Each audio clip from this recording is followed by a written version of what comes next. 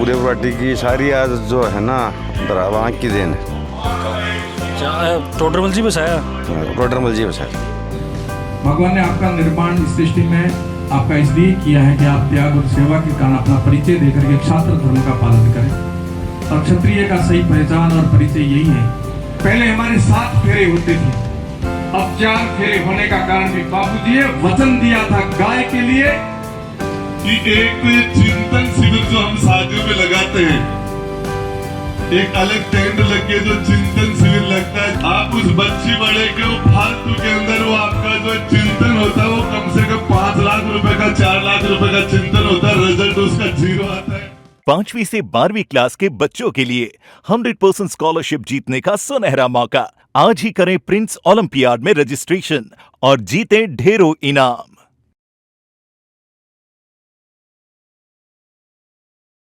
राम राम जी, नमस्कार। मैं अरुण और थे देख रहे हो झलको झुंझुनू। आज अब उदयपुर वाटी पहुँचे हैं जैसे राव टोडरमल जी की मूर्ति को अनावरण है। अरे बहुत सारा नेता शिरकत देने वाले मुख्य अतिथि के रूप में आप बात करें तो नेता प्रतिपक्ष राजेंद्र राठौड़, पूर्व मंत्री राजेंद्र गुढ़ा और पूर्व मंत्री प्रेम सिंह बाजौर आदि नेता शिरकत करने वाला। तो वीडियो शेयर कर देना और आखिरी तक देखना। राम राम साहब। ये नाम है साहब? राजेंद्र साहब नाम है।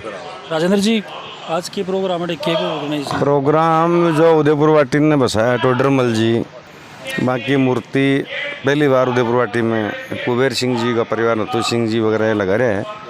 उदयपुर वाटी की सारी आज जो है ना आँख की देन है। टोडरमल जी बसाया। टोडरमल जी बसाया। शेखौत साहब, आज कति के जनता पधारवा का अनुमान है? आज पूरा उदयपुर वाटी क्षेत्र का मायने 45 गांव का मायने हमारा शेखावता का जिता आराध्य रहे है राव टोडरमल जी का मूर्ति का अनावरण हो रहा है और जिसमें सारा नेता लग पहुँचा रहे हैं, शेखावत लोग सारा भेड़ा हो रहे हैं। हमारे उदयपुर वाटी में बड़े गर्व का बात है, सवाई नथु सिंह जी स्मृति संस्थान उदयपुर शेखावाटी की तरफ से टोडरमल जी की मूर्ति स्थापना अनावरण का प्रोग्राम है।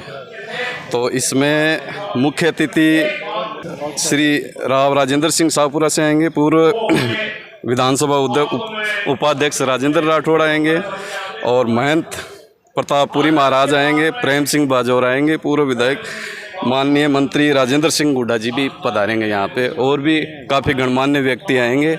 और पूरे उदयपुर वाटी के लिए गर्व की बात है कि हमारे उदयपुर वाटी को स्थापना करने वाले राव श्री टोडरमल जी की मूर्ति स्थापना का प्रोग्राम श्री सवाई नथु सिंह जी स्मृति संस्थान द्वारा किया गया है, जिसके अध्यक्ष सुमेर सिंह जी शेखावत हैं और कुबेर सिंह जी और राजेंद्र सिंह जी। इनके सहयोग व इनके अथक प्रयासों से ये बड़ा ही गौरवान्वित समय है और गौरवान्वित दिन है आज उदयपुर वाटी के लिए। बहुत ही अच्छा। मूर्ति का अनावरण के अलावा भी कोई प्रोग्राम है क्या?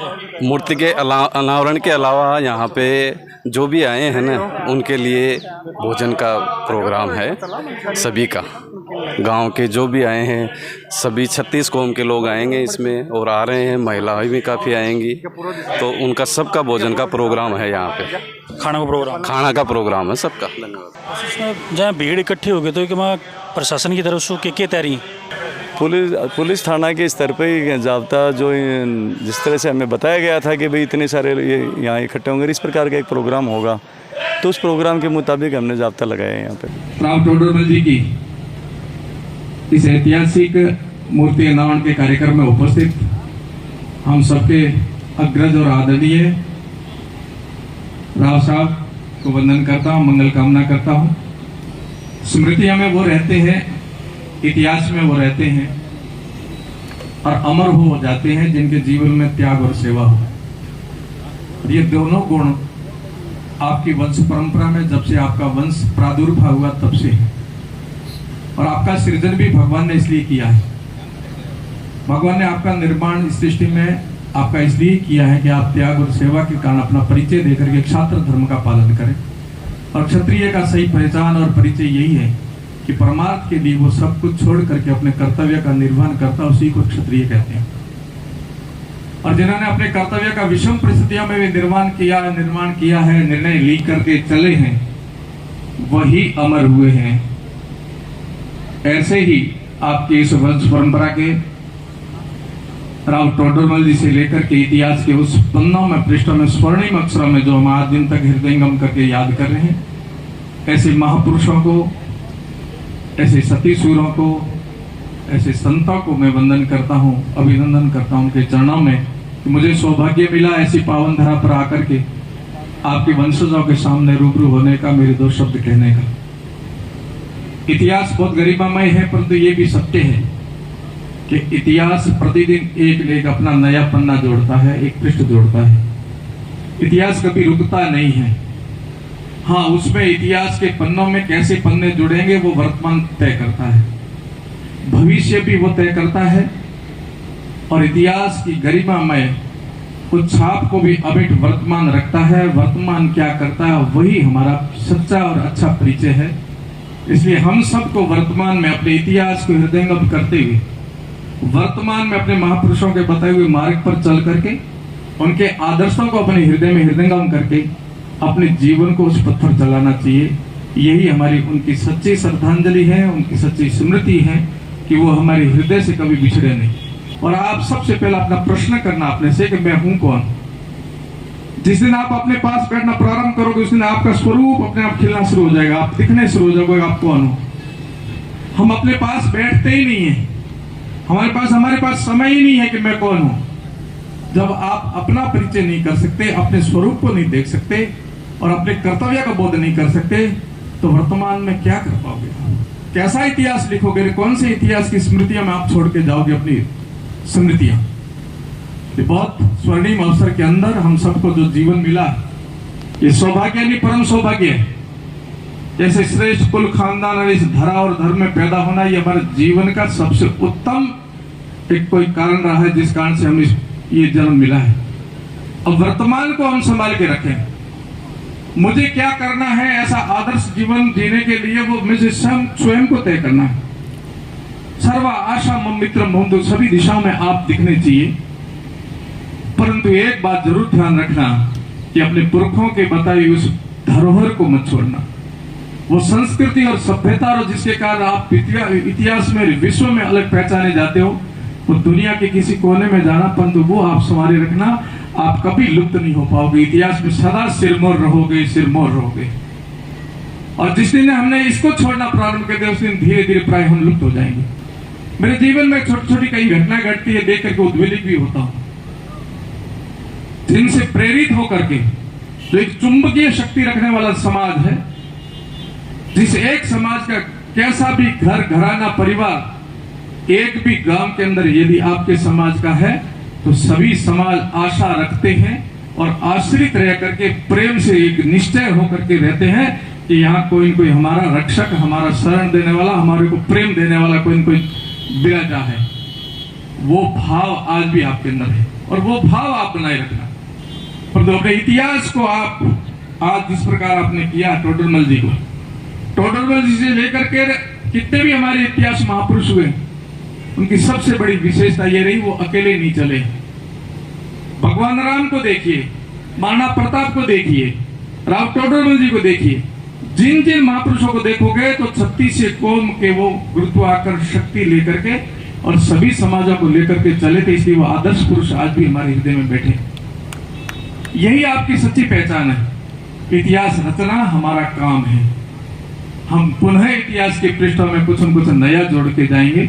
हमें मौका मिला है, हम अपने जीवन को कुछ न कुछ अपना योगदान इस देश के लिए, धर्म के लिए, समाज के लिए दे जाएं। ये संकल्पबद्ध होना ही हम सब उन महापुरुषों के चरणों रहने का।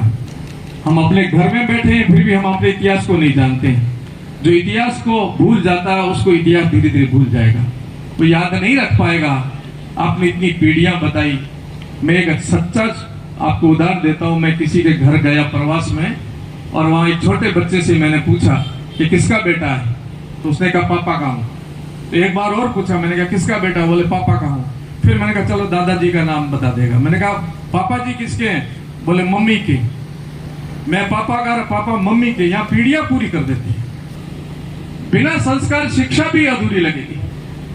मुझे प्रसन्नता है इस बात की कि हमारे इस शिक्षा के क्षेत्र में भवानी निकेतन और बहुत सारी शिक्षण संस्थाएं तो बहुत अच्छे प्रतिभावान युवाओं को, देश को, धर्म को, समाज को समर्पित कर रही।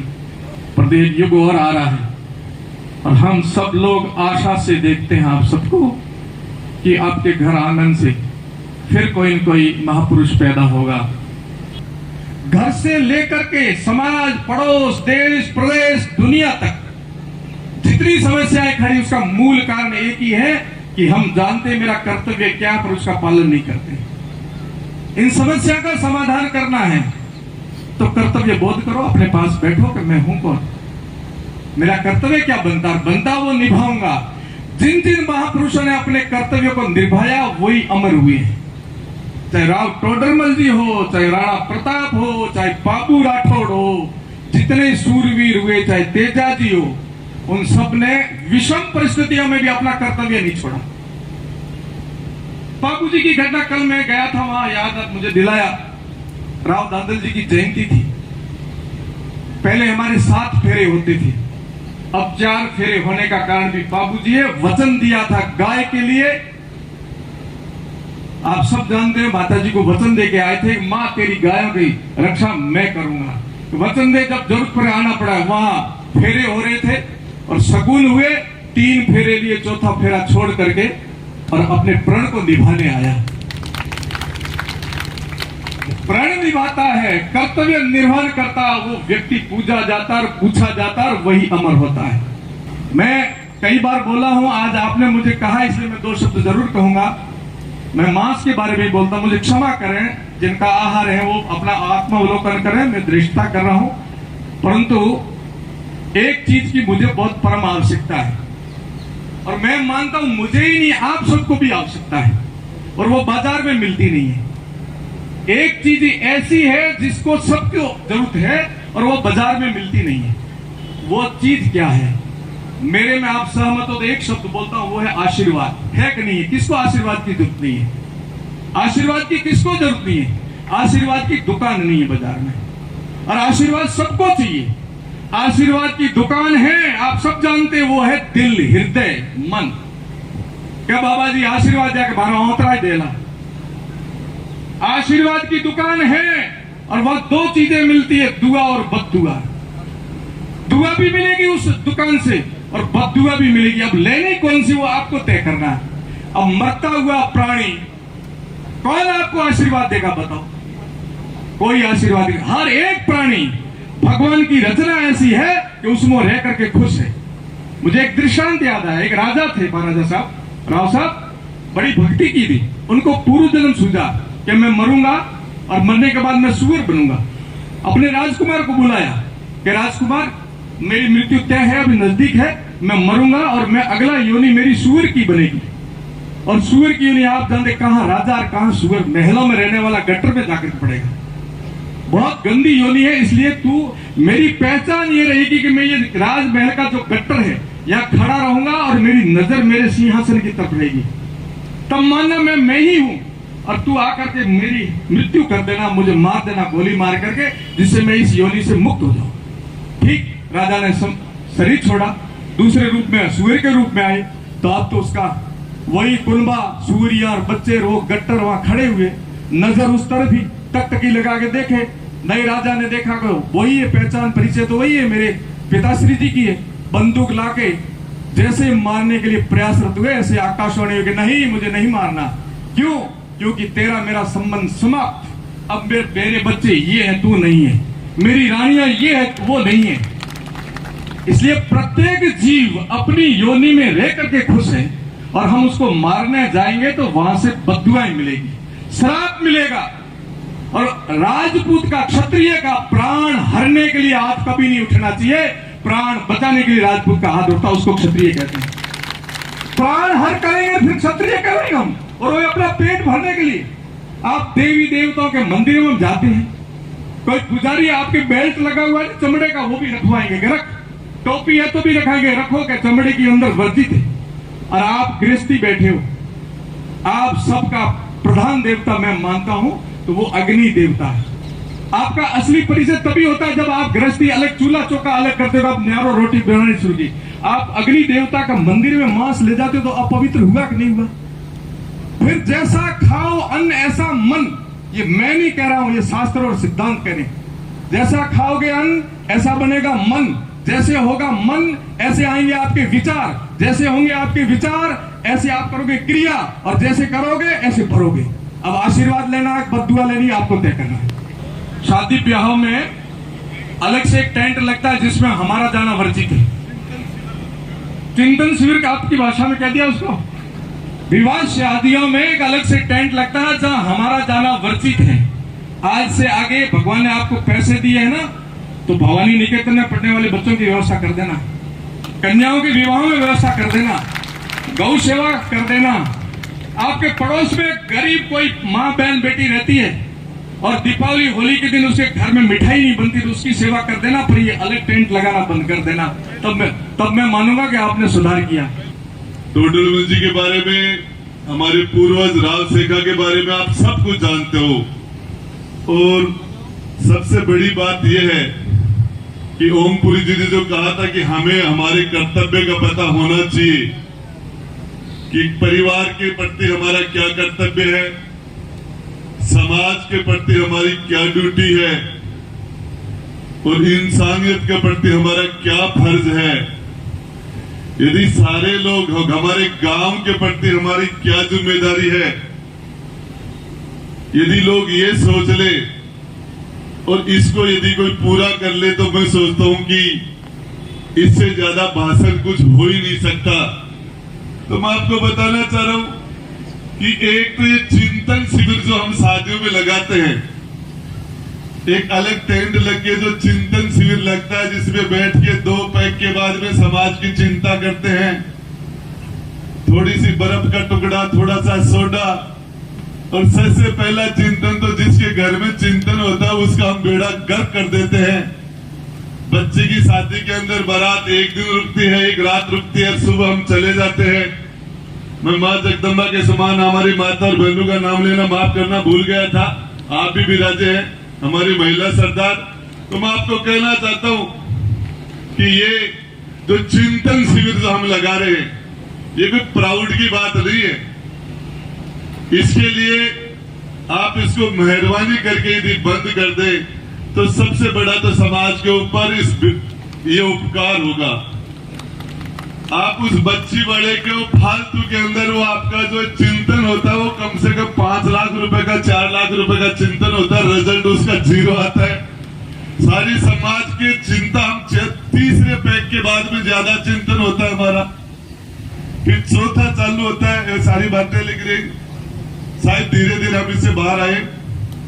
दूसरी बात यह है कि हमारा छोटा आदमी, आम आदमी, बड़े आदमी की राव साहब सदा चिंता करता रहा है। इस आम आदमी ने जब भी, ये चाहे राजा महाराजों का जमाना रहा हो, चाहे लोकतंत्र का जमाना रहा हो, इस समाज की एक खासियत है, ये बड़े आदमी की चिंता करता है। चाहे भैरू सिंह जी शेखावत की चिंता करते थे, उनके इशारे पर मरते थे, उनके लिए जहां खड़ा कर दिया।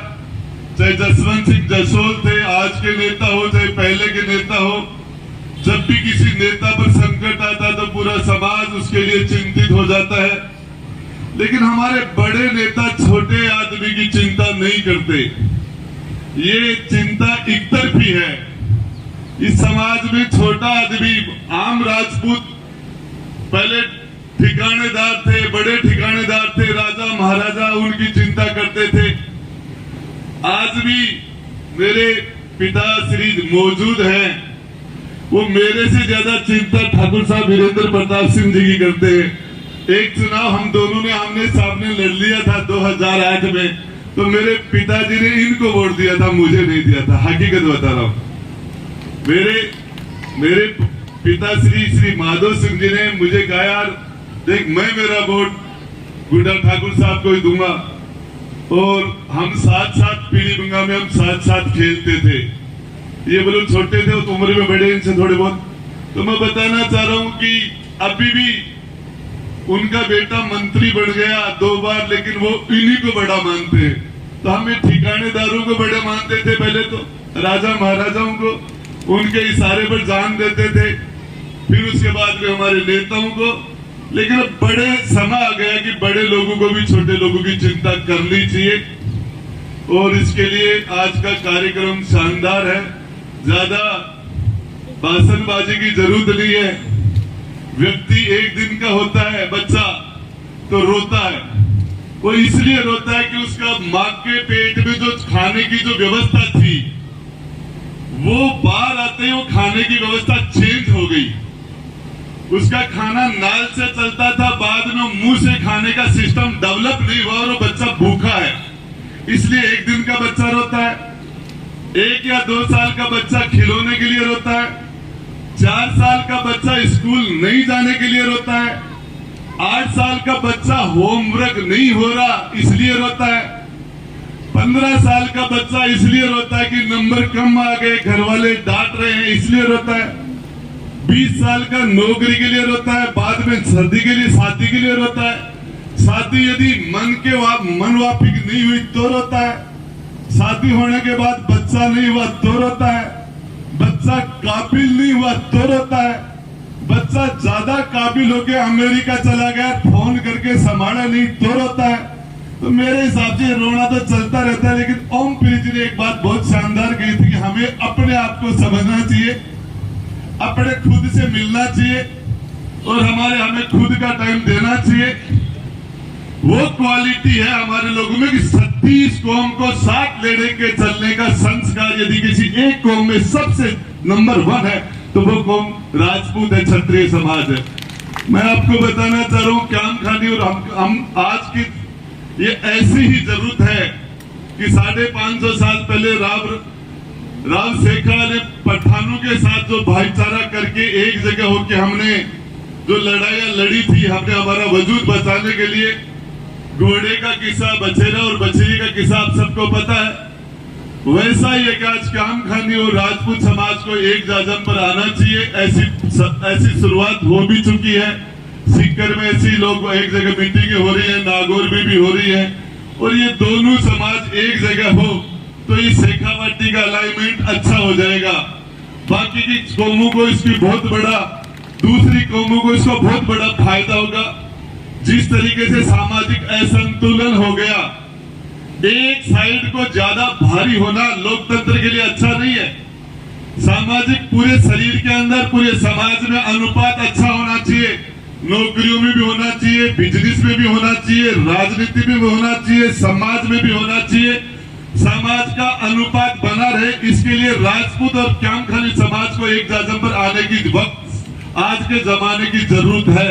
पहले कुछ भी रहा होगा, ये सारी बातें हैं, और मैं ज्यादा समय नहीं लेता हुआ मैं तो आपको एक ही बात बताना चाह रहा हूं कि राव साहब पिछली 2008 के अंदर जब भी राव साहब बोलते थे, स्पीच होता था इनका हाउस के अंदर से, ऐसा कोई विधानसभा में जब प्रश्नकाल में इनका क्वेश्चन होता था राव साहब का, जिस मंत्री के क्वेश्चन राव साहब का लग जाता था वो रात को सो नहीं पाता था। वो चिल्ला के अपने पीएस को, अपने सेक्रेटरी को, अपने कहता था कि अरे तेरा दिमाग खराब हो गया, क्वेश्चन राजेंद्र सिंह साफरा का लगा है, मेरी खाल उतार लेगा वो, तो तैयारी करवा मेरी।